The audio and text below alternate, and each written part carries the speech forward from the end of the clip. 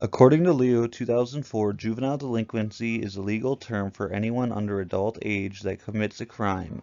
But because delinquency is so common and commonly isn't caught or therefore remedied, it is now synonymous with antisocial behaviors. It costs time, money, resources, and can be harmful to persons. My research focused on four domains to lend understanding to crucial topics in juvenile delinquency. Age, neuropsychological issues, risk-taking, and recidivism all play important roles in the juvenile versus adult debate, and issues of cognition and behavior are assessed along the way. Johnson, Bloom, and Gede, 2009, found that neuroscience is increasingly asked to define adulthood, that there is no evidence to support it being 18 years and that a correct answer likely doesn't exist. So is 18 years a sufficient age for adulthood? We'll find out in later slides. Chronological age is a measure of how old you are, usually measured in months or years, which is determined by rotations of the Earth around the Sun. As you can imagine, this is not a great indicator of culpability.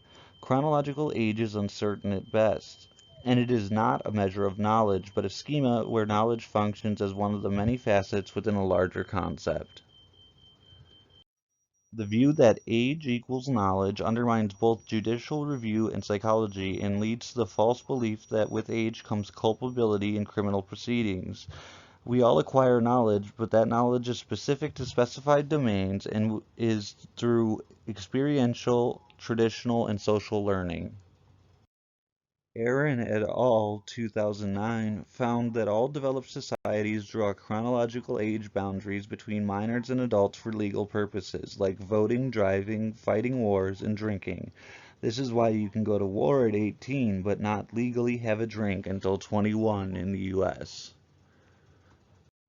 According to Bernard et al. 2017, juvenile competency to stand trial, adjudicative competence, requires a rational and factual understanding of proceedings.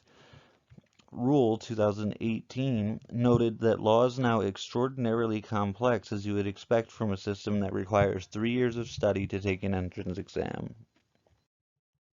According to Snogel et al. 2019, people are actually mature in terms of reasoning by age 16, yet psychosocial maturity or self-regulation can lag behind for up to several years.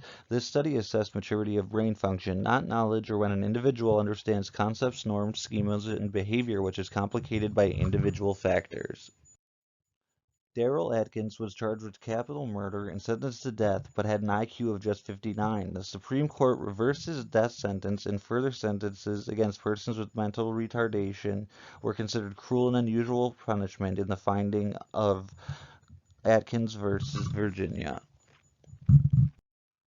The number one and most common counterargument is that according to the CDC, maturation of the brain occurs at roughly 24 years of age. Though if the judicial system were so concerned with the finding of a 12-year-old with an underdeveloped brain, shouldn't they too be worried about that for an 18 or even 56-year-old?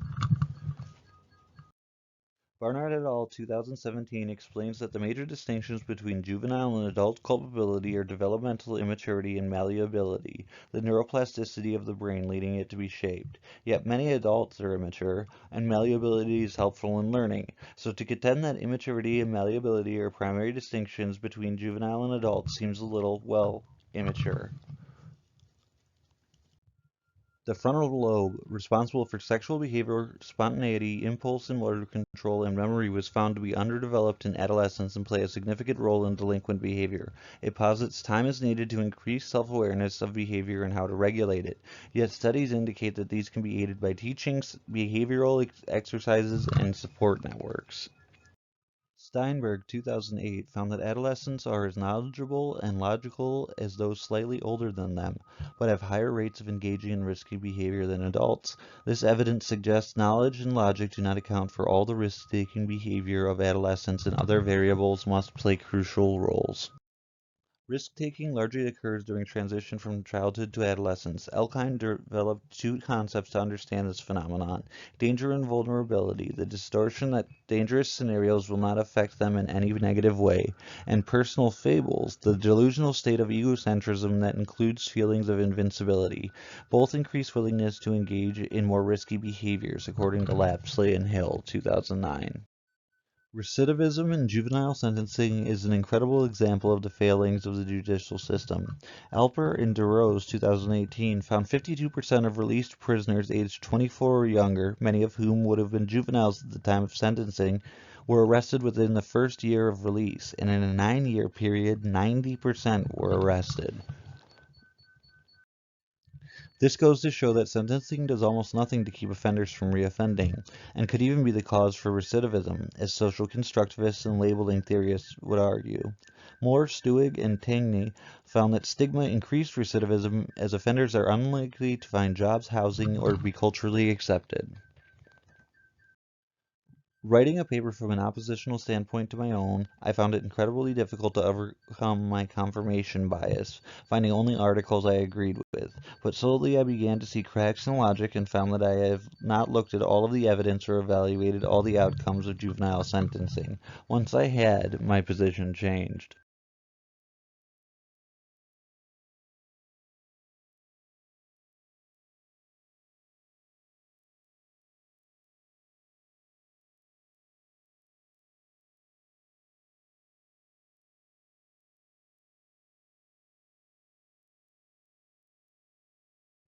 Assessing juvenile defendants for logic, reasoning, cognitive appraisals, and risk-taking, along with brain scans to observe functioning of critical brain areas, would yield better results about offending. Continuing this approach with adults could determine cohort effects as well as the similarities and differences among juveniles and adults. Compiling and regressing this data through meta-analyses would take a lot of time and resources, but a data set that could show culpability by markers while enhancing equity among all defendants is hard to argue against, even if you disagree personally with charging adolescents as adults.